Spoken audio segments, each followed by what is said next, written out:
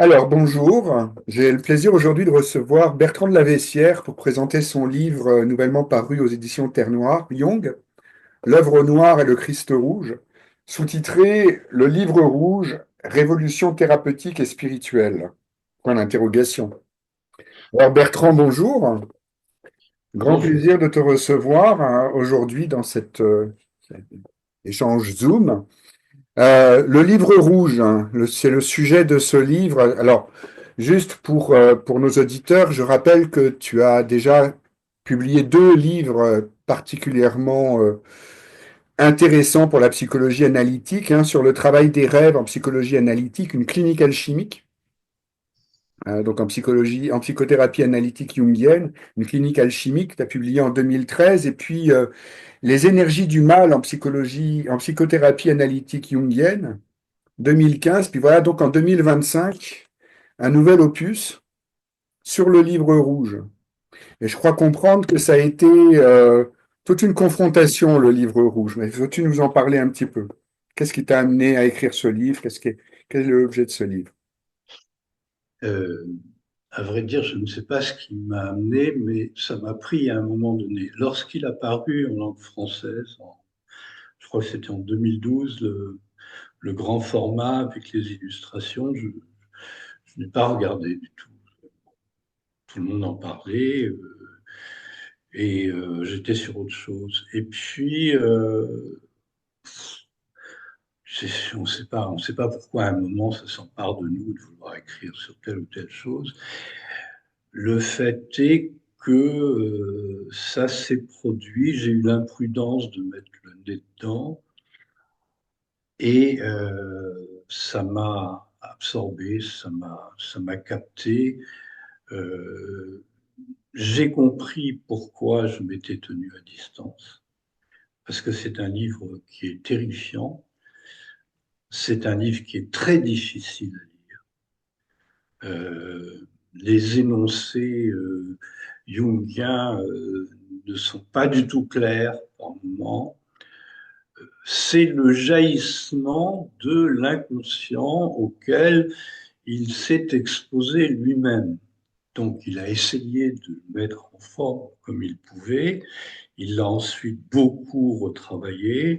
La version du livre rouge que nous avons euh, est à deux niveaux. Il y a le premier niveau des réceptions en visualisation, ce qu'on appelle maintenant l'imagination active. Et puis il y a un deuxième niveau, c'est l'élaboration, où il essaie de comprendre, expliciter, amplifier ce qui lui est tombé dessus. C'est tout sauf simple. Euh, si je prends par exemple ce qu'il dit du christianisme, il dit, vous n'allez pas être sauvé par le Christ, vous devez, vous, devenir des Christ. Ça, aujourd'hui, on le comprend, on sait à peu près ce que ça veut dire. Mais quand il dit à la fin de son ouvrage, euh, ou quand il dit on ne peut pas dire combien doit être grande l'humilité de celui qui prend sur lui de vivre sa propre vie, celui qui va vers lui-même descend. Déjà, c'est un peu plus compliqué. On croit comprendre, puisque l'accent est mis sur l'humilité. Donc, c'est pas nouveau. En même temps, qu'est-ce que ça veut dire prendre sur soi sa propre vie? Alors, il faut lire, il faut aller dans différents chapitres, puis on finit par comprendre que prendre sur soi de vivre sa propre vie, c'est assumer tout ce que l'on est, lumière et ombre. Donc, c'est assumer son ombre. C'est pas si évident que ça. Et quand il dit à la fin du rêve, à la fin du rêve, à la fin du livre, si Dieu entre dans ma vie, je retourne à ma misère pour l'amour de Dieu, je prends en charge le fardeau de ma misère et je porte en moi toute ma laideur, tout mon ridicule, mais aussi tout ce qui est condamnable. On croit comprendre que, effectivement, pour accéder à une conscience plus haute, encore une fois, on doit tenir compte de tout ce qui vit en nous, que l'on aime, que l'on ne l'aime pas. Mais il ajoute, de cette manière, je décharge le Dieu de toutes ces choses confuses et insensées dont il serait atteint si je ne les prenais pas en charge. Là, ça devient un petit peu plus complexe. Après beaucoup de réflexion, on peut peut-être comprendre, et c'est tout à fait d'actualité parce que ça démonte tous les fondamentalismes, que l'image que nous nous faisons de Dieu est totalement contaminée par notre idiosyncrasie, nos problèmes personnels, notre ombre. Et que on ne peut pas euh, prétendre détenir une vérité tant qu'on n'a pas travaillé toute notre ombre. Voilà, je donne des exemples entre ce que dit Jung immédiatement et ce qu'on doit finir ou ce qu'on tente de finir par comprendre. Alors le pire, c'est quand, vous savez, tu sais que les Jungiens parlent beaucoup du soi. Alors, le soi, on pourrait en parler pendant des heures, hein, savoir ce que c'est. Bon. Mais en gros, on va dire c'est un principe d'élargissement de la personnalité pour qu'elle soit plus entière, plus totale, plus authentique, plus sensée. Ce n'est pas le moi qui est une boursouflure, donc le premier moi surtout égotique, plein de certitudes, plein d'opinions, plein de croyances limitantes, plein de prétentions, etc. Bon, ok, le soi c'est autre chose, c'est déjà beaucoup plus objectif et c'est notre façon d'être fidèle à notre essence. Mais Jung va nous dire euh, le moi, d'abord, le soi, pardon, il va dire le soi, il nous rapproche de Dieu. Nous atteignons le Dieu en passant par le soi. Pourtant, le Dieu, ce n'est pas le soi.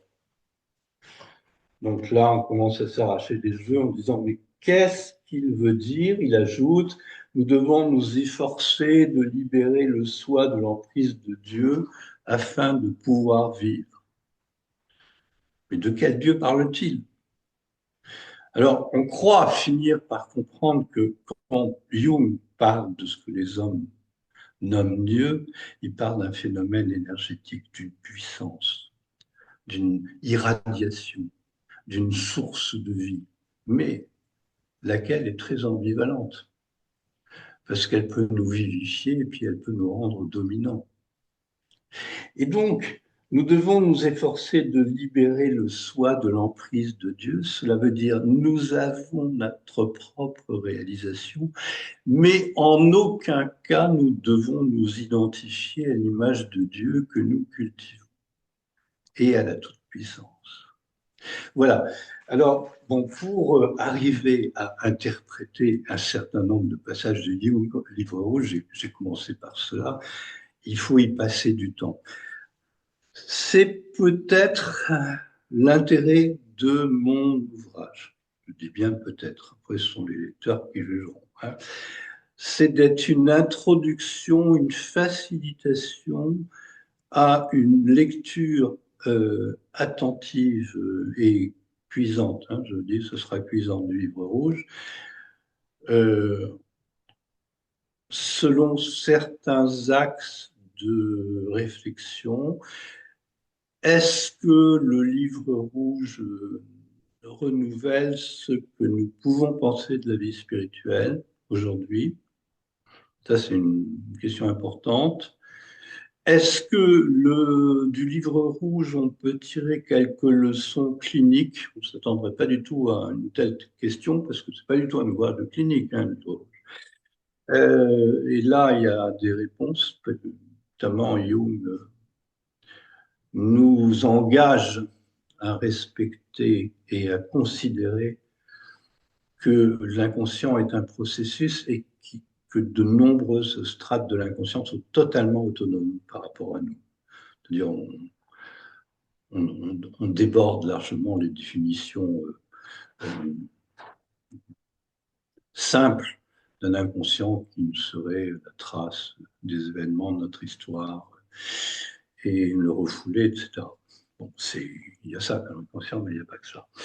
Donc, deuxième question, est-ce que le livre rouge introduit une révolution thérapeutique? À mon avis, oui, hein, d'ailleurs. Ensuite, quel est son intérêt sur le plan philosophique pour des gens qui ne sont pas des thérapeutes? Est-ce que, par exemple, ce à quoi on est habitué maintenant, à savoir à considérer que une intelligence plus complexe est nécessaire, qui nous amène à considérer une chose et son contraire en même temps et à considérer que les deux sont valables. Bon. Euh, Est-ce que, sur le plan philosophique, ce qu'il dit de la nécessaire humilité, de l'importance de s'intéresser à ce qui est petit, ça nous garde contre l'hubris? Bon, peut-être que c'est pas nouveau, ça. Par contre, ce qui est très nouveau, à mon sens, c'est qu'il fait la promotion du chaos. Jung nous dit, si vous ne passez pas par le chaos, votre vie spirituelle sera vaine. Et si vous ne passez pas par le chaos, euh, le, vous n'obtiendrez pas votre salut. Cette régénération du corps, de l'esprit et de l'âme, elle exige aujourd'hui que vous passiez par le chaos. Voilà. Bon, le livre est d'une telle richesse que je l'ai construit d'une certaine façon et en me relisant, je me dirais, mais j'aurais pu le construire d'une toute autre façon en mettant l'accent sur d'autres choses. C'est c'est une mine, le livre rouge. Voilà. C'est une mine. Alors, le livre rouge, il a un grand intérêt pour les Jungiens. Ceux qui connaissent déjà Jung, c'est qu'il permet de savoir d'où ça vient, d'où ces concepts, d'où ces théorisations, d'où ces affirmations ultérieures viennent. Et pour les non-jungiens, ça peut être une excellente introduction avant de pénétrer dans les livres plus canoniques. Voilà. Bon. Moi, je dirais que ton livre est certainement une excellente introduction au livre rouge. J'avais lu le livre rouge, j'avais même tenté de le relire. Je dis bien tenté, je m'étais arrêté au milieu du gué en ayant l'impression de commencer à m'enfoncer dans des eaux plutôt boueuses. Et en lisant ton livre, j'en ai eu une toute autre compréhension. J'ai eu l'impression qu'un certain nombre de portes, de fenêtres s'ouvraient, des mises en connexion que j'avais pas fait moi-même parce que voilà. Et alors c'est le premier point sur lequel j'aimerais insister avant qu'on aille peut-être plus dans le détail de ces révolutions qui t'ont interrogé, mais ça a été une vraie confrontation pour toi, d'après ce que j'ai compris. Tu m'as dit dans notre préparation de cette rencontre que le livre rouge t'a mis dans tous tes états, que tu t'es abîmé au sens de la plongée en abîme, si je comprends bien, dans le livre rouge, partant précisément d'un point de vue chrétien, ou en tout cas, et donc ce que je veux souligner aussi, c'est que c'est pas une lecture académique que tu nous offres du livre rouge, c'est pas un énoncé universitaire, c'est une confrontation avec le livre rouge. Tu es rentré en confrontation avec le livre rouge, comme Jung à un certain moment en confrontation avec l'inconscient, si je comprends bien. Oui, le livre rouge m'a désespéré parce qu'en partant d'un point de vue rationnel, euh, eh bien, je n'arrivais pas à véritablement rentrer dedans et que j'avais une assez bonne, voire très bonne connaissance préalable de Jung, mais ça ne m'aidait pas forcément à lire ce que je pouvais lire dans le livre. Bon. Et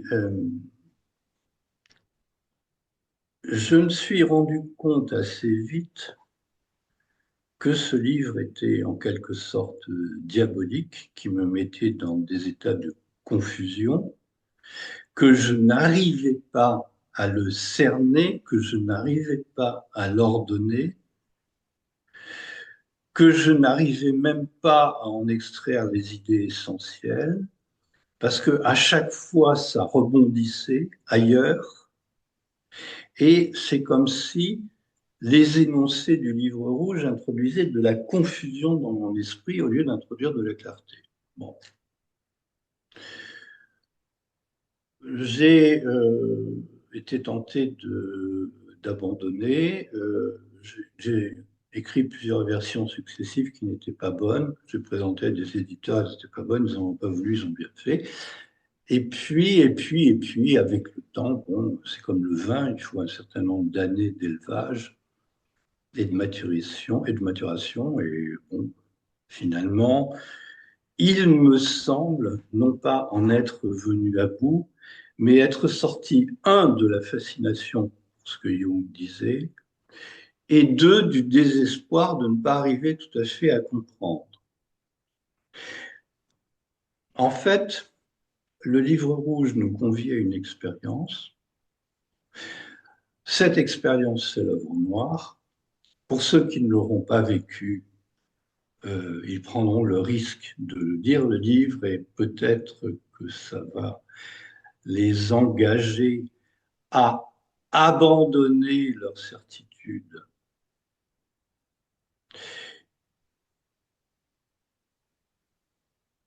Oui, à abandonner leur certitude. Euh, Tu vois, je ne sais même plus ce que j'étais en train de dire. Ça, c'est l'effet livre rouge. Voilà. Ça c'est typiquement le livre rouge. Le livre rouge met dans un état de confusion. En fait, c'est une théorie du chaos. C'est quoi le chaos? C'est un moment où ce que l'on sait ne sert plus à grand-chose. C'est un moment où ce que l'on sait est remis en question. C'est un moment où les certitudes s'effacent. C'est un moment où on ne domine plus rien. Et finalement, la lecture du livre rouge m'a fait passer par le chaos. Jung ne cesse de dire dans le livre rouge, assez clairement parfois d'ailleurs, que nous devons passer par le chaos. Il nous dit l'expérience spirituelle de notre époque, c'est le chaos. Alors je vais essayer de retrouver ce qu'il dit exactement, parce que ces citations sont meilleures que ce que je pourrais en dire moi. Euh, Je profite pour dire que justement ton livre est truffé de citations du livre rouge. Hein. C'est vraiment une façon de commencer au moins à le lire si on l'a jamais lu, en ayant distillé je ne sais oui, pas combien de de même, citations, mais de même que le Christ savait qu'il était la voie, la vérité et la vie, je sais également que le chaos doit frapper les hommes. mhm, mhm. En clair, la rédemption, la guérison, si tu préfères, exigera de connaître la perdition. La question est de savoir si ce chaos n'est que subi, et ça peut se transformer en maladie mentale, ou s'il peut être traversé en conscience, les yeux ouverts, et combien en seront capables. C'est là que d'ailleurs dans le livre rouge, il dit sont invités. Non, pas celui-là. C'est dans la crainte et dans les tremblements que vous devez aller dans les profondeurs et n'y allez pas seul.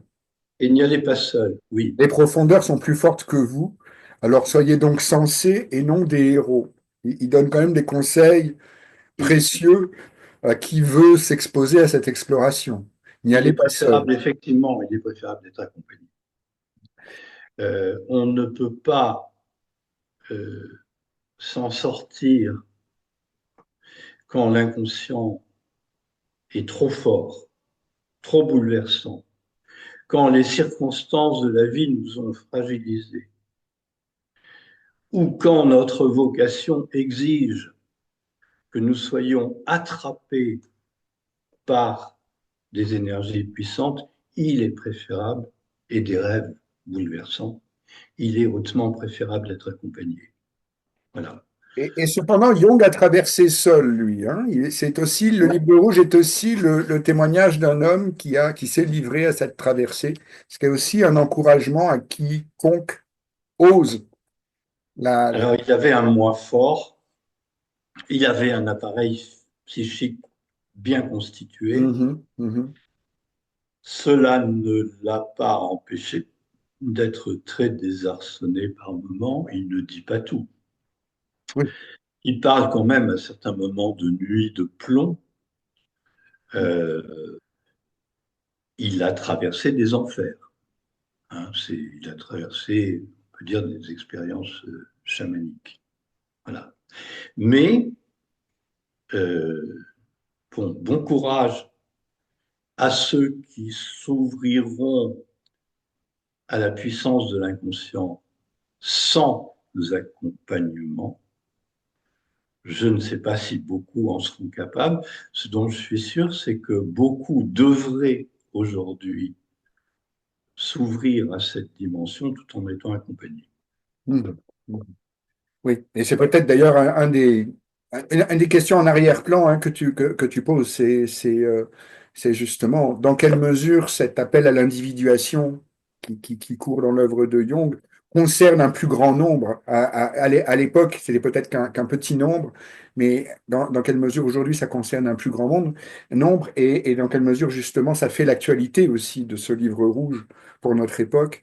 Ce qui est livré là-dedans est une nourriture qui répond peut-être à un besoin collectif aussi. Alors, peut-être que la parution au début du XXIe siècle du livre rouge correspond à une synchronicité. Mhm, mhm, Voilà. Peut-être que les temps sont mûrs, que la nourriture que contient le livre correspond aux nécessités de l'heure. Peut-être que il a été écrit dans des circonstances extérieures effroyables, bon, puisqu'il a été écrit pendant la Grande Guerre, au début et puis pendant la Grande Guerre, 14-18, bon, pendant la tuerie de la Grande Guerre. Et est-ce que les choses ont vraiment changé et est-ce que le message que délivre Jung n'a pas une actualité brûlante? Moi, je pense que si. Il fait une analyse de la Grande Guerre en disant euh, tous ces, tous ces braves gens qui se sont entretués ont projeté l'ombre sur l'adversaire, leur ombre sur l'adversaire. Ils étaient incapables de faire face à quelque chose qui était en eux, qui montait en eux et qu'ils ont préféré projeter sur l'adversaire. Autrement dit, il décrit le conflit comme le produit d'une névrose, d'un clivage, et d'une incapacité à penser contre soi-même, et d'une incapacité à devenir conscient que chacun de nous porte en lui l'ennemi qu'il combat, et qu'il devrait donc d'abord le considérer en lui-même, et tenter de se réconcilier avec cet ennemi en lui-même. Bon. Dans le livre rouge, il a des mots très durs, puisqu'il dit, ben, il est probable que ce conflit ait été nécessaire pour que l'entendement s'ouvre et pour que il ait été Il a peut-être été souhaitable que les hommes s'abreuvent de tout ce sang pour qu'ils comprennent euh, la tâche qui leur incombe maintenant de construire des choses, des ponts entre des choses opposées et de reconnaître l'ennemi en eux-mêmes.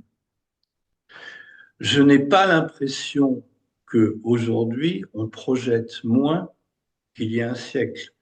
Je n'ai pas l'impression que la leçon ait été tirée encore. La façon dont on nous présente quotidiennement les actualités témoigne de ce que tout est dans la projection de l'ombre sur l'adversaire. Bon. Euh, je ne sais pas à partir de quoi je disais ça, d'où on est parti. Mais On est parti de la valeur pour notre temps. oui, c'est ça. On est parti du fait que l'apparition du livre rouge, oui, correspond à une synchronicité, euh, enfin, disons, à un aspect de synchronicité, plus exactement. Bon, tu peux couper là parce que Oui, oui, ben, je rebondirai sur ça. Tu mentionnes, c'est une idée très intéressante qui m'a interpellé. Tu dis qu'en en fait, ce livre rouge, il a été gardé, il n'a pas été publié. On mettait ça sur le compte du fait que la famille ne tenait pas, la famille de Young ne tenait pas que toutes ces choses-là soient livrées prématurément. hum, Mais que finalement, ça correspondait peut-être bien au dessin de Young lui-même, que de garder, et qu'il y a un accord avec le temps, avec le temps juste. Euh, voilà.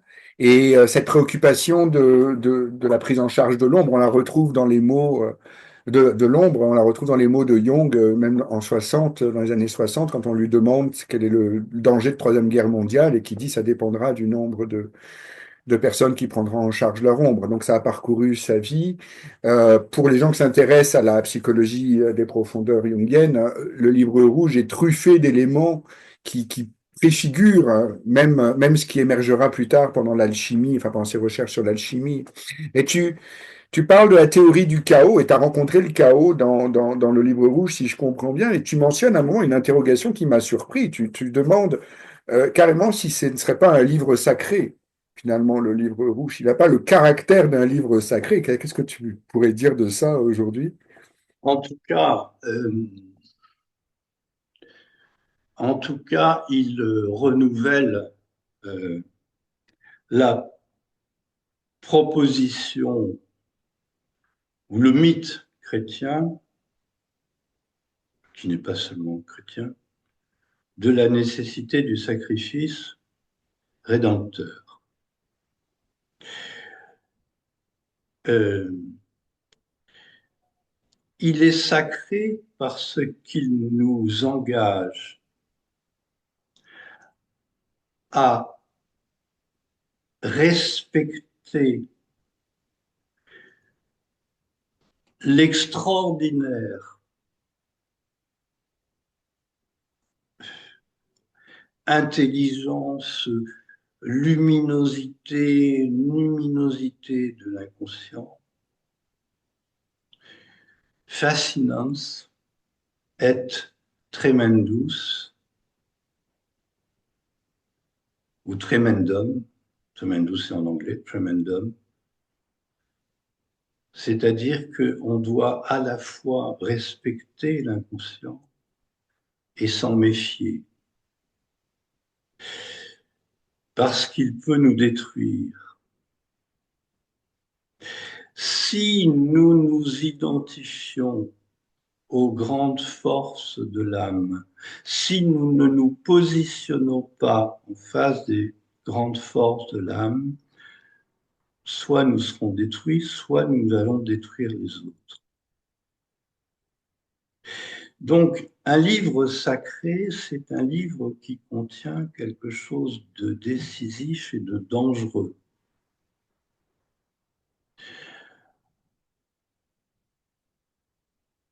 C'est pour ça que Jung fait une différence entre la réalisation du soi et Dieu. Parce que pour lui, Dieu est un phénomène de toute puissance. Dieu est une surpuissance de vie, mais qui contient peut-être, c'est lui qui parle, des énergies qui peuvent mener aussi bien au bien qu'au mal. La conception qu'il a du Dieu est très, très, très ambivalente. Euh, je ne sais pas Comme si toute je... peu chrétienne, si je comprends bien, où justement, où vient sérieusement interroger le mythe chrétien, tout Et en, il vient, tout en il vient, reprenant, je mettrai deux citations en vis-à-vis par rapport à ce que tu dis. D'une part, il dit à un moment, le monde est plein d'anciennes vertus chrétiennes devenues folles. C'est quand oui, bon, même, ça hein. c'est pas lui qui dit, c'est Chesterton ou quelqu'un d'autre.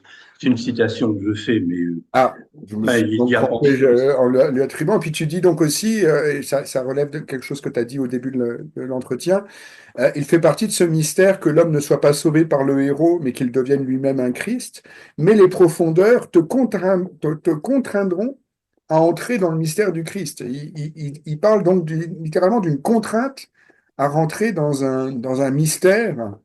Enfin, j'avoue que moi-même n'étant pas féru de culture chrétienne, ça, ce sont des propos qui m'interrogent. Qu'est-ce que Alors, tu peux en dire? les profondeurs te contraindront à entrer dans le mystère du Christ. Euh, Cela signifie très simplement que la fréquentation de l'inconscient nous imposera de considérer euh, que le contraire de ce à quoi nous croyons et que le contraire de ce que nous désirons doit être accepté autant que son opposé. Les profondeurs nous imposeront de vivre dans une contradiction entre ce que nous aspirons à être et ce qu'il nous est demandé d'être, entre des choix de culture et de civilisation et un désir de la nature, un désir de la matière qui ne correspond pas à ces choix limités. Être déchiré entre les contradictions, cela signifie que le mal doit trouver une place dans notre vie, ou que ce que nous considérons comme le mal doit trouver une place dans notre vie.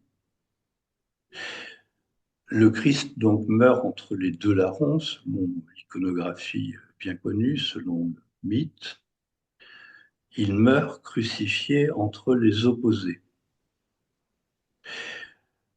Nous aspirons tous à un mieux-être, c'est normal. Nous aspirons tous à une clarté de l'intelligence, c'est normal. Nous aspirons tous à une bonne circulation de l'énergie, c'est normal. Nous aspirons tous à être le plus pleinement possible. Le paradoxe ou le mystère, c'est que nous ne pourrons y parvenir que si nous plongeons dans nos obscurités. Nous aspirons tous à la lumière. Le paradoxe, c'est que nous parviendrons à la lumière si nous allons dans la nuit et dans les cavernes. Nous croyons tous plus ou moins au bon Dieu, que ce soit confessionnels ou les laïcs, ça n'a pas d'importance. Le bon Dieu, il a d'autres formes que celle de la liturgie chrétienne. Il s'appelle maintenant État-providence. Bon, nous croyons tous à ça. Nous espérons tous ça.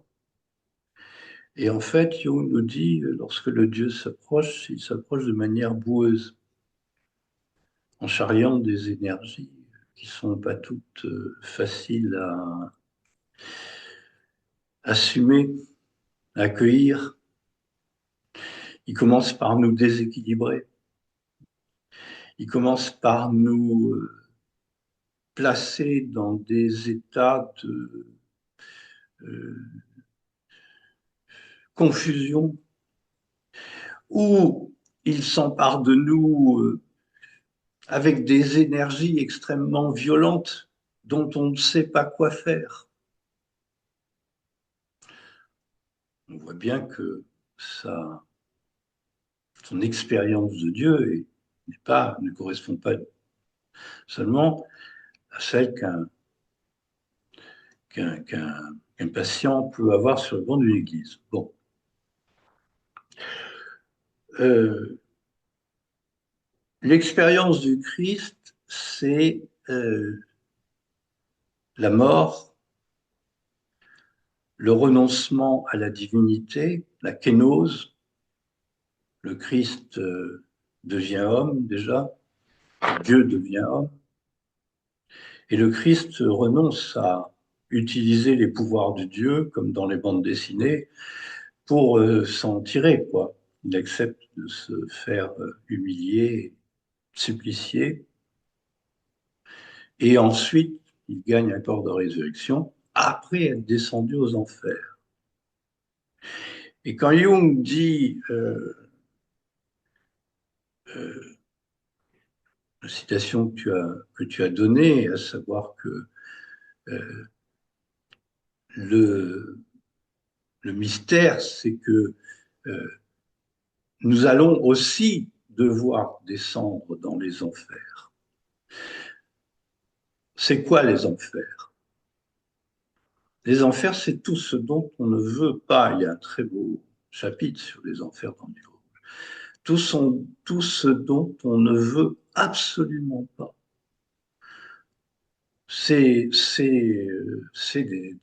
des très mauvais rêves qui montrent qu'il y a un meurtrier en nous, qu'il y a un avare en nous, qu'il y a un pervers, narcissique, sexuel, tout ce qu'on veut en nous. C'est ça l'enfer. C'est l'inconscient nous radiographie en montrant tout ce qui vit en nous et qui doit être assumé. Faute de quoi, d'ailleurs, ça nous dominera. Donc, descendre dans des ombres qui sont en fait l'ombre du monde, qui sont les horreurs de la nature humaine, qui relèvent de la pulsion de mort, si on veut, qui correspondent à des déchaînements cosmiques. Je m'égare peut-être. Euh, la matière se transforme. La matière n'obéit pas toujours, semble-t-il, à notre volonté de l'ordonner.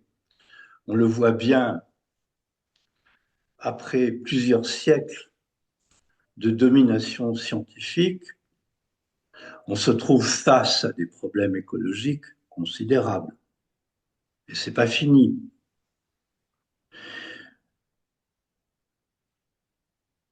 Il est urgent aujourd'hui de se relier à cette matière.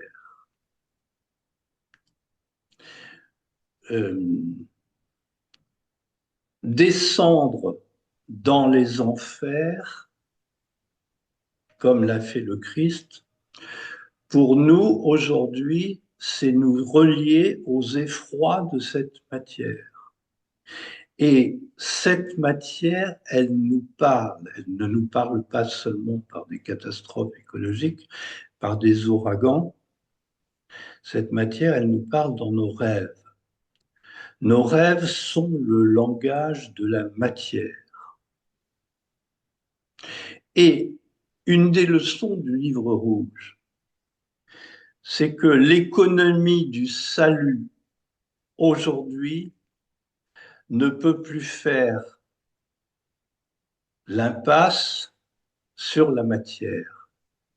Et l'économie du salut, elle est reliée au fait d'écouter le langage de cette matière.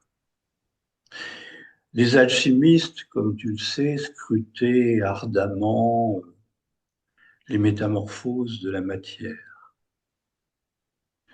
Nous, nous faisons de même quand nous écoutons nos rêves. Nous observons comment la matière se transforme. Alors, se relier à la matière, ce n'est pas seulement, mais bien sûr, ça compte, rester dans son corps et observer attentivement euh, ce que le corps a à nous dire. Se relier à la matière, c'est entendre, parce que finalement, nous sommes matière. Nous sommes matière, nous ne sommes pas esprit seulement, nous sommes matière.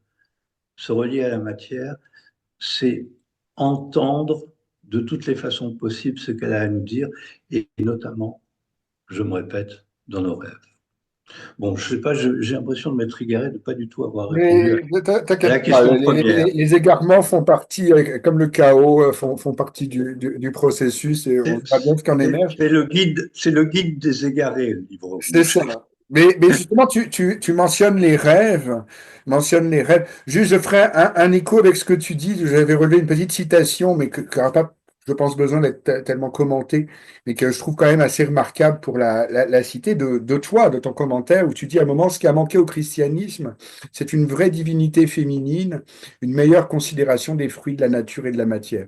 Je souligne cette notion de la divinité féminine qui ressort, mais je dois dire aussi que une des choses qui rend la lecture de ton livre passionnante, c'est précisément que c'est pas seulement qu'une confrontation avec le livre rouge, une réflexion philosophique profonde et avec les implications thérapeutiques, mais c'est aussi des rêves. Il y a aussi toute une clinique qui est qui ressort, qui ponctue ta réflexion. Je citerai un rêve qui fait, je crois, très bien écho à ce que tu dis. Euh, Une chose vraiment médiocre, très animale, laide, comme un monstre, porc, sanglier, sans poils, archaïque comme un être mythologique, laid, grossier, sans grâce, chtonien. Je me rends compte d'un coup que c'est la chose la plus précieuse, une révélation. Cette chose, cette idée, se charge de gouttes argentées lumineuses. Elle devient splendide, transcendante, une superbe créature animale, la transcendance de la première image. Je suis très ému. Le thérapeute m'accompagne et me confirme qu'il s'agit bien de cela. Je me réveille avec un intense sentiment de joie et de paix. Oui, oui. Que dire de plus que ce rêve? Alors, peut-être que moi, je rebondirais pour dire qu'en effet, on trouve, pour les personnes qui sont intéressées par les rêves, et celles qui me suivent savent que c'est ma passion, on trouve des indications extrêmement intéressantes sur le travail avec les rêves, sur la façon dont Jung dans son dialogue avec l'âme, c'est confronté aussi aux rêves. Hein. J'ai une citation sous les yeux. Je dois apprendre que l'écume de ma pensée, mes rêves sont le langage de mon âme. Les rêves sont les paroles qui guident l'âme. L'esprit des profondeurs m'a même appris à considérer mes actions et mes décisions comme dépendantes des rêves. Les rêves préparent à la vie et te déterminent sans que tu comprennes leur langage. Et toi, tu commentes en disant le savoir du cœur, et ça, je trouvais que c'était particulièrement bien posé la façon dont tu distinguais le savoir de l'esprit, le savoir du cœur. Le savoir du cœur implique de ne pas réduire le rêve à ce qu'on sait déjà ou à ce que l'on veut découvrir. On ne veut pas non plus rapporter toute sa signification à notre histoire, ni utiliser une codification établie. Pour transgresser un tel ratio, il ne faut pas craindre d'être désarçonné par l'inhabituel et l'inconnu, s'efforcer de respecter une source d'inspiration qui est au-delà de nous. Il importe donc de délaisser autant que possible et notre habituel souci de maîtrise et une orientation essentiellement causale pour laisser respirer le désir de l'âme. Mm. Là, on rentre peut-être dans le versant thérapeutique, la révolution thérapeutique du livre rouge, que tu éclaires particulièrement bien. Alors, il parle du rêve dans le livre rouge, mais il parle encore plus de ce qu'il va appeler ensuite l'imagination active, puisque les dialogues que Jung a avec des personnages de son monde intérieur, avec des images archétypiques, avec des complexes qui ne sont pas forcément personnels, euh, ce rapport se fait à l'état de veille, alors que quand on rêve, on dort. Et Jung dialogue à l'état de veille avec des contenus de l'inconscient. Et il nous donne dans le livre rouge un certain nombre de directions pour l'imagination active. Il nous propose de rester naïf. La naïveté conquiert l'âme, dit-il. C'est-à-dire que les images qui nous viennent dans des moments de relaxation, l'inconscient, ça parle tout le temps. Bon. Alors, la nuit, comme la conscience est en veille, évidemment, l'inconscient parle davantage. Puis, si on a de la chance, on retient les rêves au réveil. Mais il parle également de manière diurne, l'inconscient. Il parle par des événements qui se produisent. Il parle aussi par des images qui, dès qu'on fait un pas de côté, dès qu'on se met en introversion, dès qu'on délaisse les préoccupations extérieures, on peut capter ce flux d'images. Par exemple, si on est traversé par un affect puissant, cela peut être intéressant de demander à l'affect de se représenter et d'observer l'image qui apparaît, puis de la contempler, puis ensuite de l'interroger et de voir si le symbole qui apparaît, ou le son que l'on entend, ne vient pas nous dire quelque chose qui va transformer la situation dans laquelle on est. Bon.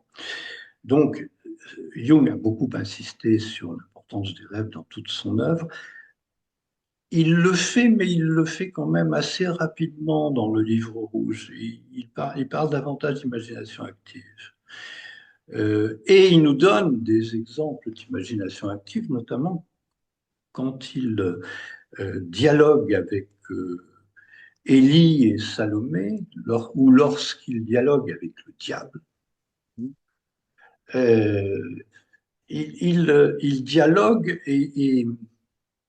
avec le diable notamment pied à pied. C'est-à-dire, il ne se contente pas d'écouter passivement ou de se laisser entraîner.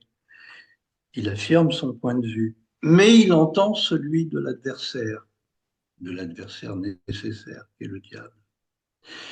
Et dans ce cheminement dialogal, finalement, chacun prend quelque chose. Peut-être que cela modifie la nature du diable en lui, mais cela le transforme également, lui. Et là, oui, il nous donne un certain nombre de leçons et souligne l'importance de ce dialogue avec l'inconscient, qui est difficile hein, au demeurant. Bon, c'est plutôt un sport, c'est pas un sport de débutant, l'imagination active, c'est plutôt une pratique qu'on réservera dans les stades avancés du travail, de l'analyse.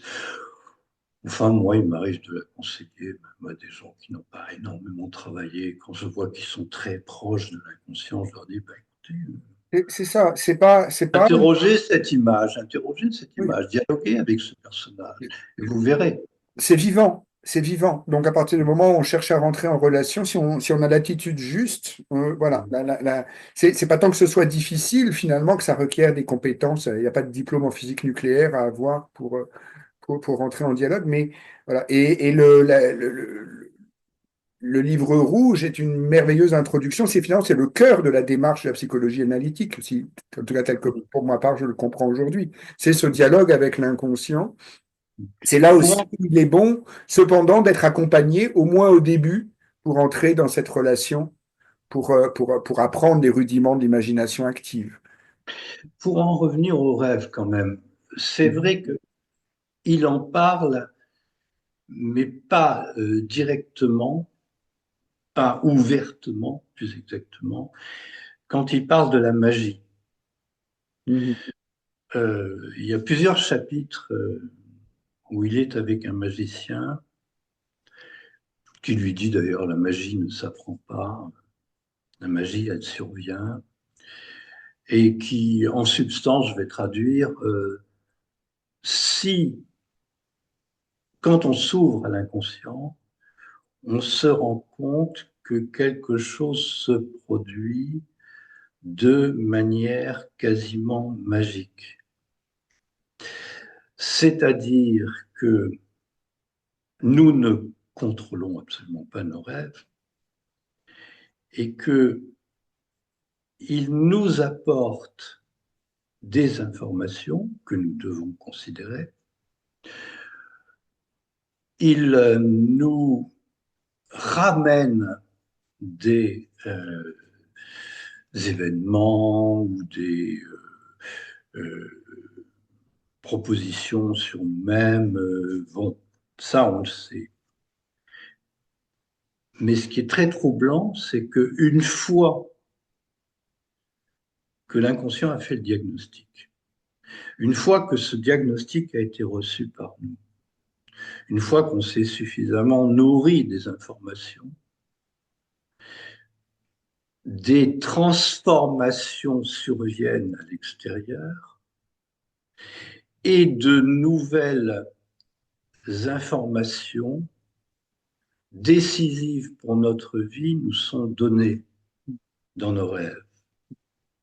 On ne sait pas comment ça se produit. Et ce qui est très étonnant, c'est que des conflits qui semblaient insolubles se résolvent. Des interdictions qui nous enserraient se dissolvent. Et ça se fait en rêve.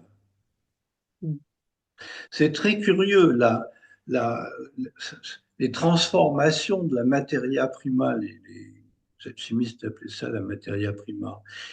Il disait qu'elle avait d'extraordinaires propriétés de transformation. Et on ne sait pas comment ça se produit. Ça se produit de manière magique.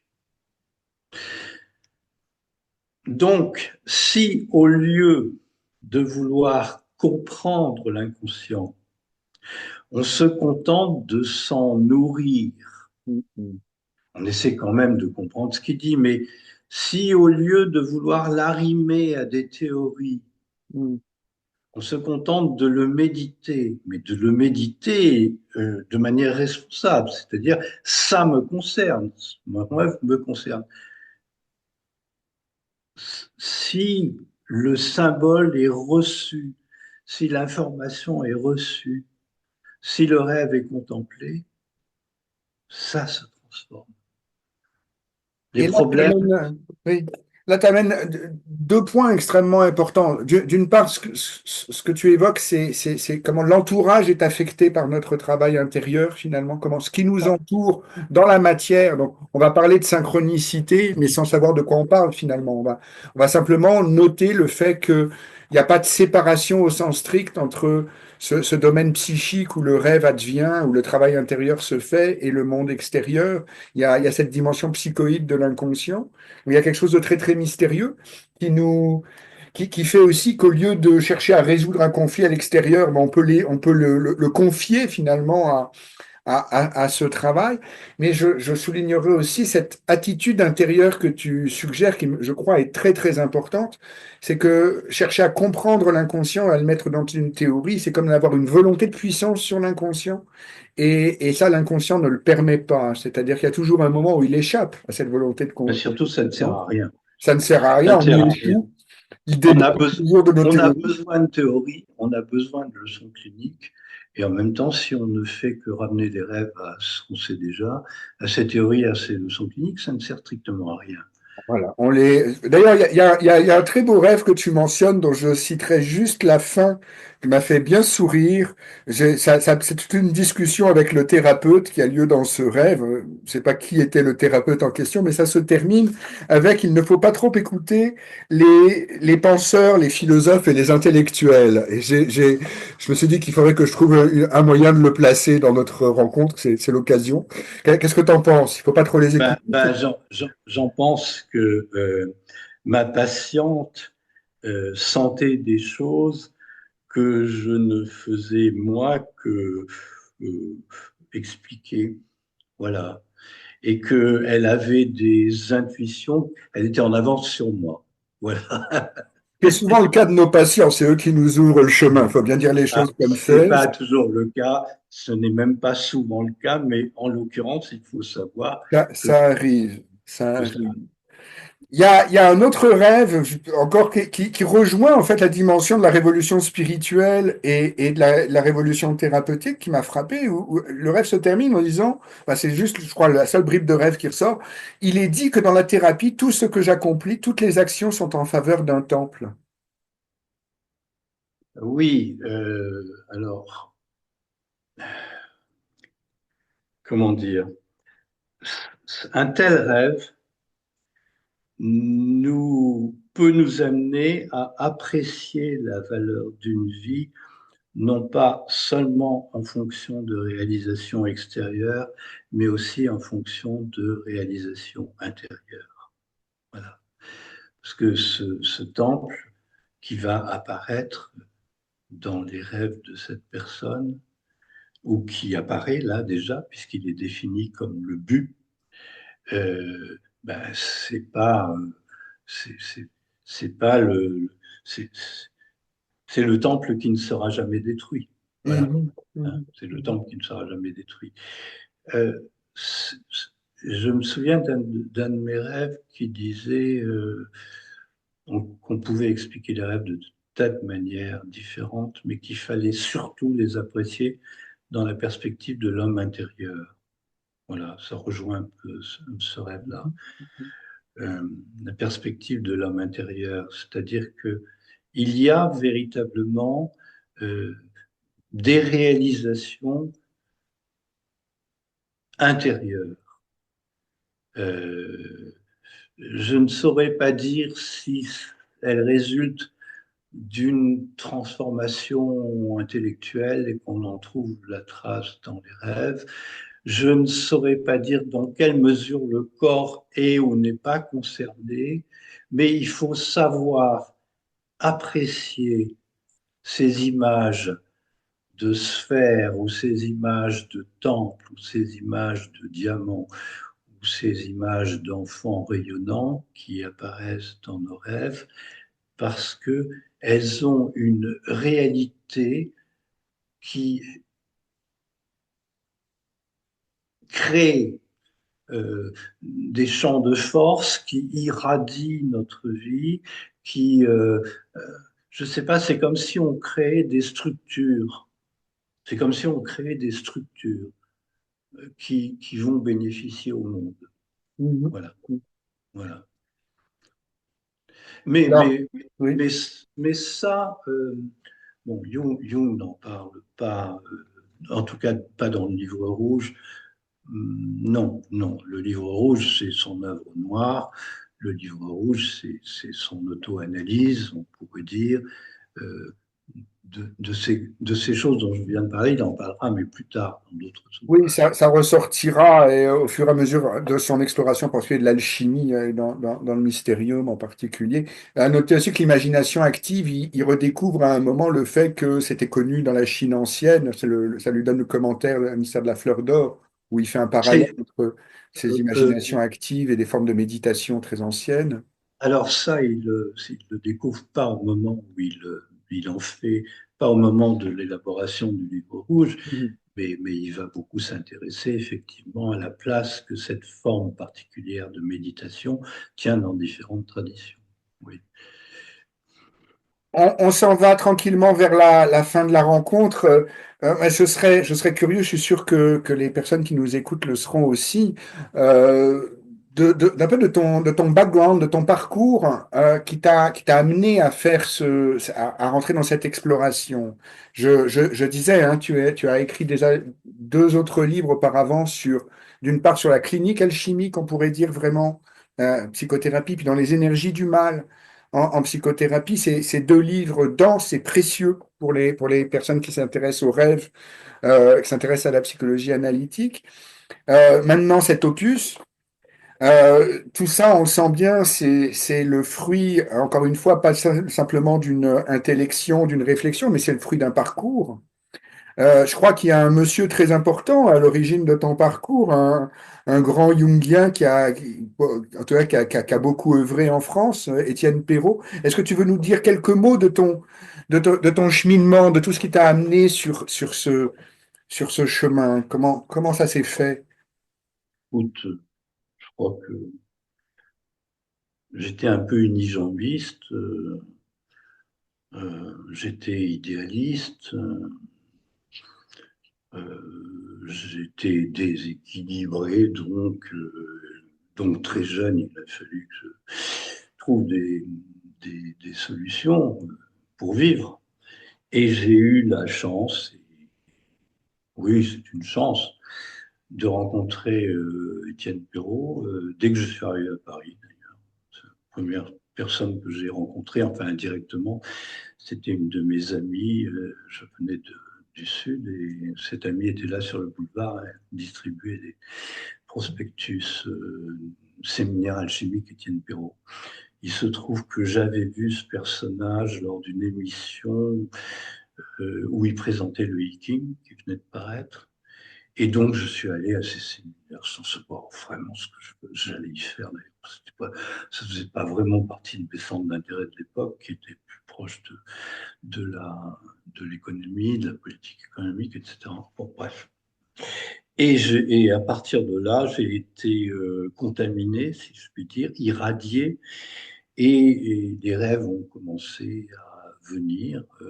Jusque-là, je n'avais jamais prêté d'attention à mes rêves, même si, comme tous les enfants, j'en avais eu. Et je me souviens d'ailleurs, mes rêves de l'enfance, ça me fait rire d'ailleurs, parce que Jung, dans le livre rouge, insiste, celui qui doit se porter lui-même doit descendre. Et moi, tous mes rêves d'enfance, c'était une descente. Je descendais depuis le troisième étage, je franchissais la rampe d'escalier, je descendais au ralenti jusqu'en bas, en vol plané. Bon, bref. Et j'ai commencé, donc, sous l'influence d'Étienne Perrault, à rêver. Et puis, à un moment donné, c'était plus tenable, c'était trop fort. C'était trop fort. Et donc, je l'ai appelé et selon l'adage, le feu apaise le feu et le mercure réjouit le mercure, a fonctionné puisque j'ai travaillé avec lui et ça m'a permis de ne pas faire une sortie de route. Et puis, ça m'a durablement imprégné. Bon, euh, donc c'était le point de départ. Ensuite, je suis parti ailleurs. J'ai tourné le dos à cette vocation jungienne que j'avais pourtant ressentie très tôt. Je suis reparti dans le siècle, comme on disait autrefois. Et puis plus tard, j'y suis revenu, j'ai travaillé avec les uns, avec les autres, et puis voilà. On a parlé du mal, ça vaudrait le coup quand même de parler un peu de la question du mal qui commence à être bien élaboré dans le livre rouge.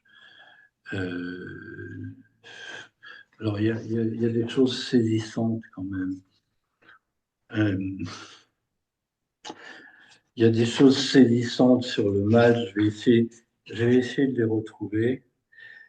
Euh,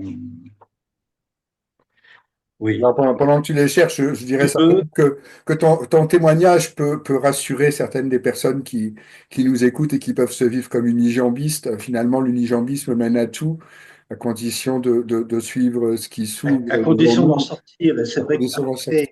après ma première séance avec Étienne Perrault, du côté de Montmartre, pour la première fois de ma vie, j'ai eu l'impression d'avoir deux jambes. Mais une impression physique, que tout d'un coup, ça y est, ça tenait. C'était plus, j'étais plus un funambule. Voilà. Jusque-là, j'avais eu l'impression que ce que je vivais ne correspond pas du tout à ce que les autres voyaient et projetaient sur moi. Et là, tout d'un coup, j'ai senti que j'avais un centre de gravité. Bon, c'est quand même intéressant de- d'éprouver ça en se reliant à quelqu'un et en faisant un travail. C'est quand même intéressant. C'est Voilà. d'autant plus intéressant que c'est sans doute une des sensations enfin, beaucoup de gens qui prennent contact avec l'inconscient, si ça leur parle, c'est avec les rêves, c'est quelque chose de cet ordre-là. C'est d'un centre de gravité, c'est d'un sol sous les pieds, c'est un, euh, voilà. Ce qui est intéressant peut-être de signaler, c'est que c'est vraiment une sensation. C'est quelque chose qu'on éprouve avec l'entièreté de notre être. C'est pas simplement un déclic intellectuel parce qu'on pense avoir compris quelque chose. Il y a quelque chose qui s'active vraiment. Donc ça, c'est... Ce n'est pas pour rien que l'eau est un grand symbole de l'inconscient, parce que quand on parle d'inconscient, en fait, et de relation à l'inconscient, on vise une entièreté. Hein. Dans l'inconscient, il y a tout, nous sommes partiels, enfin, je la fais court, hein, et la relation à l'inconscient nous permet d'être davantage entiers. Et l'eau est un grand symbole de l'inconscient. Et si on y réfléchit bien, si l'on, c'est simple à comprendre pourquoi l'eau est un symbole de l'inconscient. Parce que l'eau, il suffit de plonger dans la mer ou dans un lac, euh, pas forcément en été. L'eau, ça se vit avec le corps. Hum, hum, Et le hum, corps, c'est tout ce hum. qu'on est. Et le corps, c'est tout ce qu'on est. Voilà. Merci pour cette insistance sur le corps. C'est un point qu'on oublie volontiers dans ce Et travail. le travail et la relation avec l'inconscient, elle nous met en relation. J'ai parlé de la matière. La relation à l'inconscient, c'est la relation avec toute la matière Hum, dont nous sommes faits. hum, hum. Voilà. Ce n'est pas une affaire spirituelle, spiritualisante. Bon, bien sûr, il y a de l'esprit dans la matière, il faut Hum, le dire. hum. La relation à l'inconscient, c'est la relation avec un esprit que les alchimistes appelaient le mercure, qui est à la fois corporel et spirituel. Hum, hum, hum, Voilà. hum. Et Qui inclut donc le bien et le mal aussi. Est-ce que tu as cette citation sur le mal que tu voulais oui, alors, nous communiquer? c'est une citation qui est très étrange. Si tu veux lui redonner la santé, alors lui, c'est à Dieu. Hum, Euh, et qu'est-ce que je dirai après ce que ça veut dire. Si tu veux lui redonner la santé sans secrète pitié pour toi, le mal se jette dans tes bras. Si le Dieu approche, pardon, ton existence commence à s'agiter et la boue noire des profondeurs remonte en tourbillonnant. On n'a pas l'habitude d'entendre ça. Alors, on doit évidemment s'interroger sur ce que Jung nomme Dieu, à qui redonner la santé. Est-ce que Dieu, c'est une information? Est-ce que c'est une source de vie? Est-ce que c'est de clarté? Est-ce que c'est une puissance? Est-ce que c'est un flux intérieur? Est-ce que c'est la plus haute valeur? Est-ce que c'est un suprême désir d'accomplissement? Est-ce que c'est une intelligence supérieure, non captive des apparences et des passions, etc., etc.? Est-il une présence qui vient transfigurer le corps? Peut-on dire qu'il a à voir avec la libido? La libido, c'est-à-dire un phénomène énergétique, hein, pas la libido sexuelle seulement, un phénomène énergétique. Bon. Si tu veux lui redonner la santé, que serait un Dieu qui ne nous rendrait pas plus vivants? Ça n'a aucun intérêt. Hein, aucun. Bon. C'est vers cela que Jung semble nous attirer. Concevoir Dieu comme un phénomène énergétique. Et alors évidemment, si on veut lui redonner la santé, ben, il y a des tas d'énergies qui vont arriver et qui ne sont pas toutes faciles à métaboliser. Voilà. Euh, c'est un complexe paradoxal, la libido. Et on Hein. retrouve toute cette dimension de l'alchimie qui s'empare de toutes les matières et qui les amène dans le creuset. Alors il y a comme ça des propositions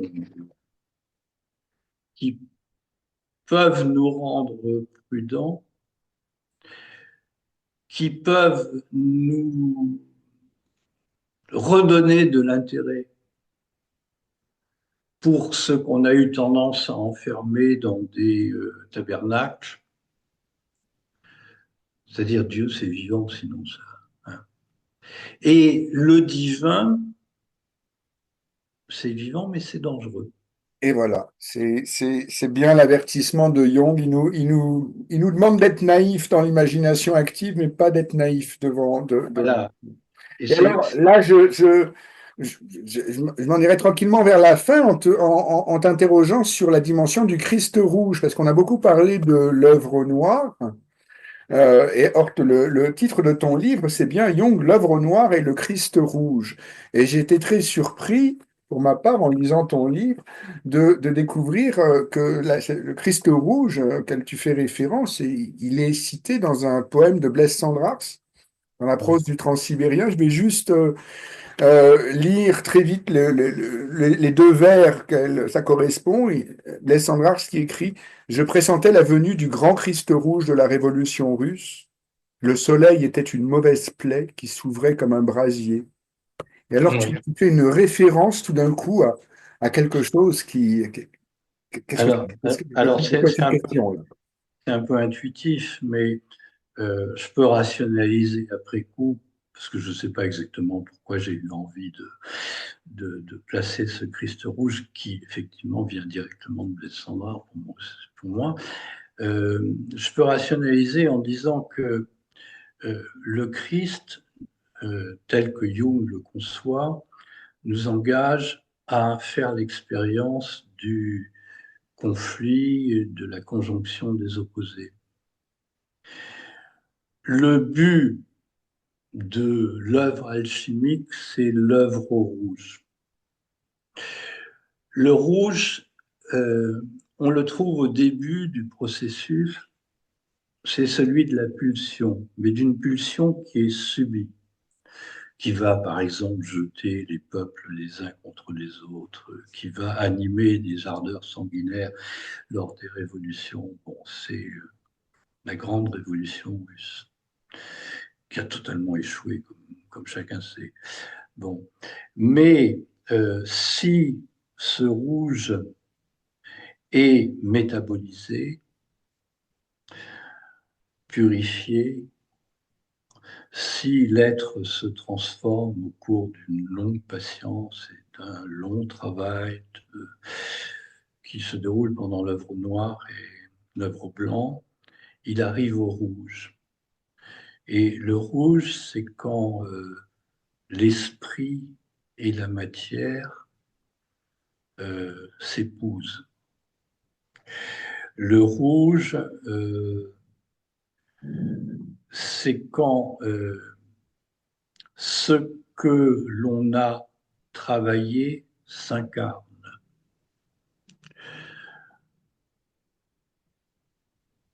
C'est notamment ça, c'est d'autres choses, l'œuvre rouge. Et Mais merci, tu voilà. bien indiqué. C'est très intéressant. Il y a ce noir et ce rouge qui dansent ensemble. Ton livre, Et beaucoup de puis perspectives autour de tout ça. le Christ rouge est évidemment un Christ dont le sang a coulé. Et en analyse, il arrive que le sang coule, le sang, le sang du héros que nous étions, le sang de l'idéal du moi que nous cultivions, il doit couler. Il Voilà, est sacrifié. On en revient au fait que tout ça. voilà, voilà. C'est le rôle du sacrifice. Alors, Bertrand, merci. Riche matière, je pense, va passionner nos auditeurs. Mais le mot de la fin pour toi de cette rencontre, qu'est-ce que tu voudrais offrir comme conclusion à cette rencontre? On aurait pu parler de 100 000 autres choses que on a parlé de ça aujourd'hui parce que c'est ça qui s'imposait, que j'avais construit tout autre chose et que euh, je ne sais pas si c'est un ange ou un démon qui a effacé, qui m'a rendu impuissant à traduire ce que j'avais préparé. La théorie du chaos, n'est-ce pas? Et Voilà. toujours cette dimension créative du contact avec l'inconscient.